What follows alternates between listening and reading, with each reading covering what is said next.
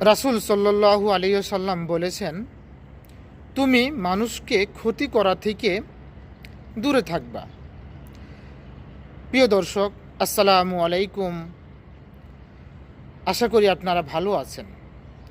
আজকে একটি খুব গুরুত্বপূর্ণ বিষয় নিয়ে আপনাদের সামনে চলে আসলাম, সেটি শেয়ার করার জন্য।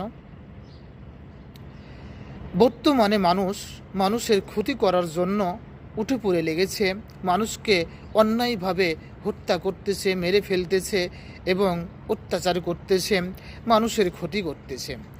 কিন্তু আমাদের প্রিয় নবী হযরত মুহাম্মদ সাল্লাল্লাহু আলাইহি ওয়াসাল্লাম বলে গেছেন, বুখারী হাদিস থেকে বর্ণিত,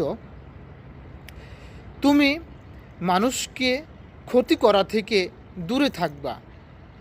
মানুষ যাতে তোমার দ্বারা আঘাত না পায়, ক্ষতি না হয়, মানুষের যাতে ক্ষতি না হয়, মানুষ যাতে কষ্ট না পায়, মানুষ যাতে তোমার কাছ থেকে কোনো দুঃখ না পায়, এগুলো থেকে তুমি নিজেকে সরিয়ে রাখবা, বিরত রাখবা, সরে থাকবা।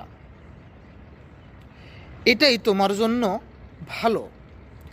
কিন্তু বর্তমানে দেখি আজ মানুষকে নিয়ে হাসি, রহস্য, ঠাট্টা এবং বিদ্রূপে ভরা এই দুনিয়াটা। সুযোগ পেলেই মানুষের ক্ষতি করে, কিন্তু নিজের জানের স্বার্থে, নিজের জানকে বাঁচানোর তাগিদে সেগুলো থেকে নিজেকে সরিয়ে রাখা দরকার। তাই রাসূল সাল্লাল্লাহু আলাইহি ওয়াসাল্লাম বলছেন, তুমি মানুষকে ক্ষতি করা থেকে দূরে থাকবা। সেটাই তোমার পক্ষ থেকে জানের সদকা। বুখারী হাদিস থেকে বর্ণিত। আশা করি আপনারা বুঝতে পেরেছেন। ভিডিওটি ভালো লাগলে অবশ্যই অন্যকে দেখার সুযোগ করে দিবেন। আসসালামু আলাইকুম।